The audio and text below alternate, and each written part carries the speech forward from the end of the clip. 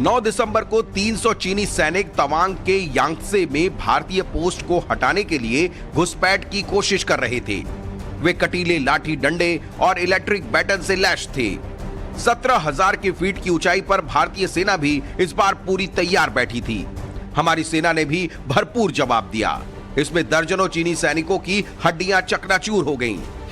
झड़प के बाद भारतीय सेना ने भिड़ंत वाली जगह पर सेना का डिप्लॉयमेंट बढ़ा दिया है।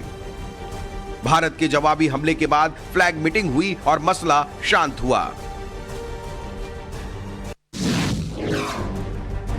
बीजिंग में बैठे जिनपिंग खुद को बाजीगर समझ रहे थे, लेकिन जैसे ही भारतीय शेरों ने चीनी ड्रैगन पर झपट्टा मारा तो चीन की अकड़ ढीली पड़ गई। वहीं दिल्ली में बैठी मोदी सरकार एक्शन में आ गई और इमरजेंसी बैठक बुला ली गई। इस बैठक में रक्षा मंत्री राजनाथ सिंह, विदेश मंत्री S Jaishankar, NSA Ajit Doval, lieutenant general Anil Chauhan, army chief general Manoj Pande, वायुसेना chief air chief marshal VR Chaudhari, navy chief admiral R Hari Kumar शामिल हुए और चीन की किसी नापाक साजिश का जवाब देने के लिए प्लान तैयार किया गया। चीन बेचैन है, छटपटा रहा है, बौखला रहा है, क्योंकि भारत के सामने उसकी एक नहीं चल रही और बॉर्डर के करीब भारत के डेवलपमेंट प्लान ने बीजिंग को हिला कर रख दिया है। केंद्र सरकार चीन के मंसूबों को काउंटर करने के लिए पूर्वोत्तर में 40,000 करोड़ रुपए की लागत से फ्रंटियर हाईवे बनाने जा रही है। करीब 2000 किलोमीटर लंबा यह हाईवे अरुणाचल प्रदेश की लाइफलाइन और चीन के सामने भारत की ग्राउंड पोजीशन को मजबूत करेगा। सामरिक अहमियत की बात करें तो यह भारत तिब्बत के बीच खींची गई सीमा रेखा मैकमोहन लाइन से होकर गुजरेगा। आपको बता दें कि इस हाईवे का निर्माण बीआरओ और नेशनल हाईवे अथॉरिटी मिलकर करेंगे।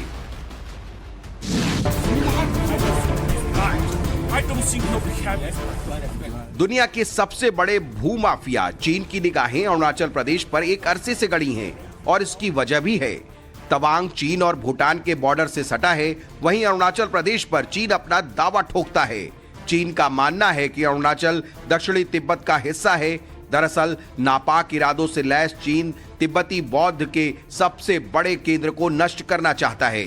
इस इलाके में चीनी सैनिक जानबूझकर लड़ रहे हैं ताकि भारतीय सेना की तैयारी का जायजा लिया जा सके।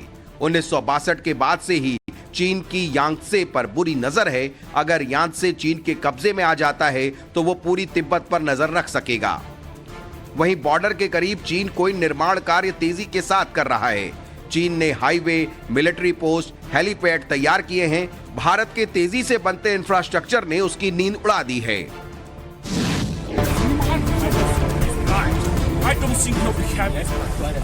भारत और चीन के बीच ये कोई पहली झड़प नहीं है। पूर्वी लद्दाख की गलवान घाटी में करीब 2.5 साल पहले भी हिंसक झड़प हुई थी। इसमें भारत के 20 जवान शहीद हो गए थे, जबकि चीन के 38 सैनिक ढेर हुए थे। हालांकि चीन ने अपने शिकस्त को कभी स्वीकार नहीं किया। गलवान घाटी में दोनों देशों के बीच 40 साल बाद ऐसे हालात बने थे। इसके बाद अब हिंसक झड़प की भी खबर सामने आई है।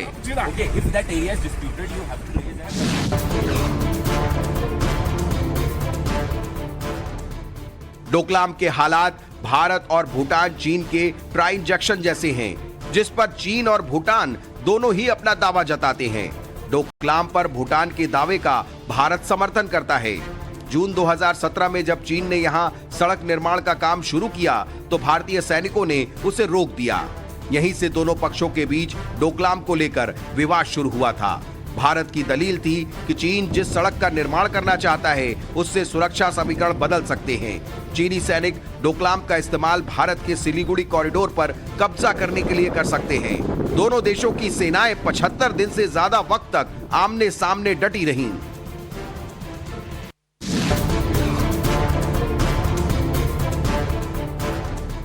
विस्तारवादी चीन की नीतियां ही उसके गले की फांस बन गई है। आलम यह है कि एलएसी पर उसकी एक नहीं चल रही और घर में भी जनता ने विद्रोह शुरू कर दिया है और वजह है चीन में कोरोना के बिगड़े हालात। पूरी दुनिया में जानलेवा वायरस फैलाने वाला चीन बेहद बुरे हालातों से जूझ रहा है। चीन में कोरोना इस कदर फैला है कि स्वास्थ्य कर्मियों की भारी कमी है। अस्पतालों पर अतिरिक्त दबाव है। कल तक चीनी सरकार जिन लोगों को घर से जबरन उठा कर ले जा रही थी, अब उन्हें घर में ही क्वारंटीन रहने के लिए अपील कर रही है।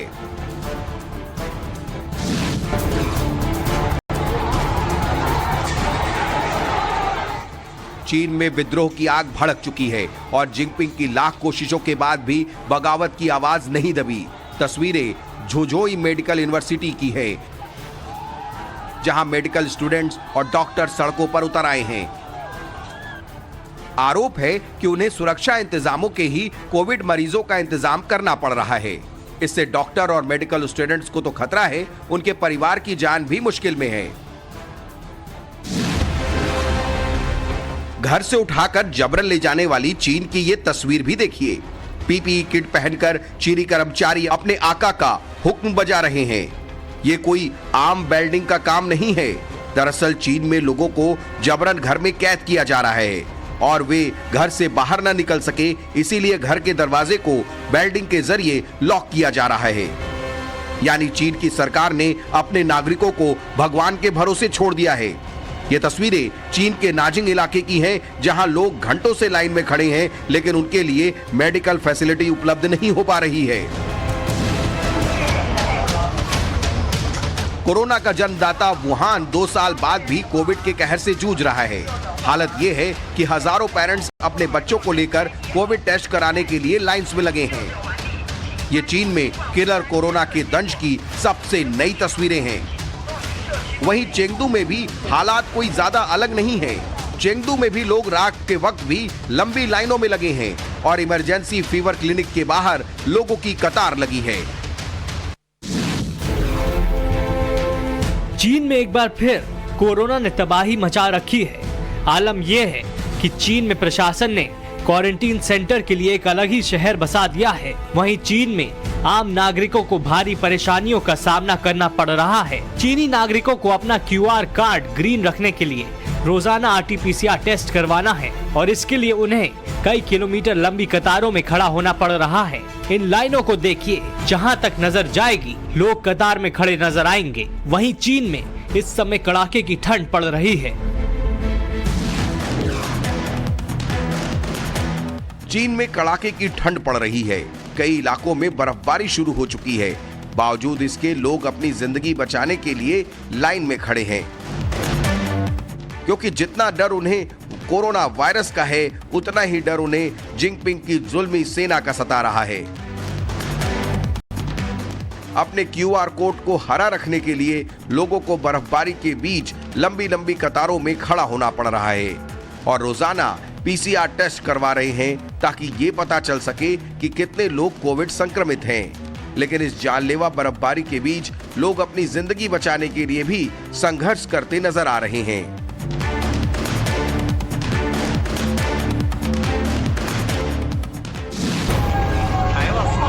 ऊंची ऊंची लपटें और आसमान को चूमता धुएं का गुबार, ये सबसे ताजा तस्वीरें हैं चीन में विद्रोह की। जिनपिंग की कोरोना को रोकने की पॉलिसी से नाखुश चीनी लोगों ने क्वारंटीन कैंप को ही आग के हवाले कर दिया।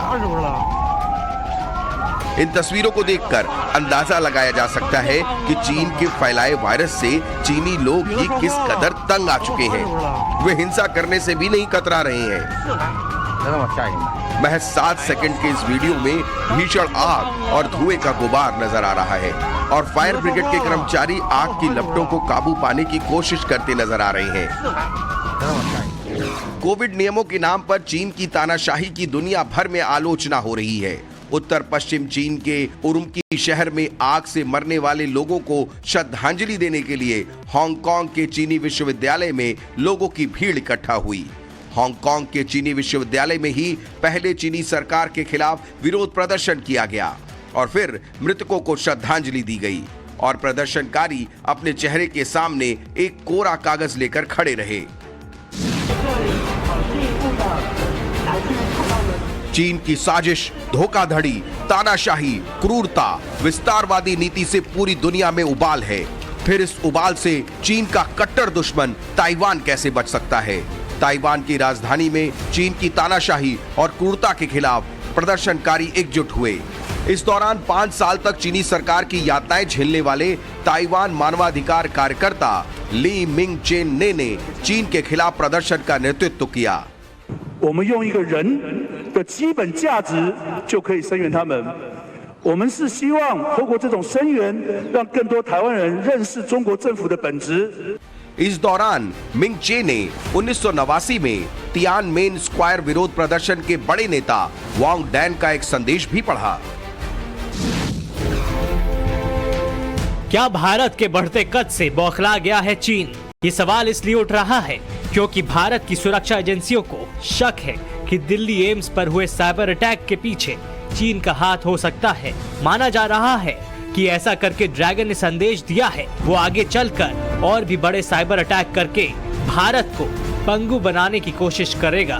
मीडिया रिपोर्ट्स के मुताबिक संदिग्ध चीन हैकरों ने एम्स के कुल 5 मुख्य सर्वरों को निशाना बनाया था। एम्स के सर्वर से हैक किया गया डेटा कथित तौर पर डार्क वेब के मुख्य डोमेन तक पहुंच गया है, जहां से इसे बेचा जा सकता है।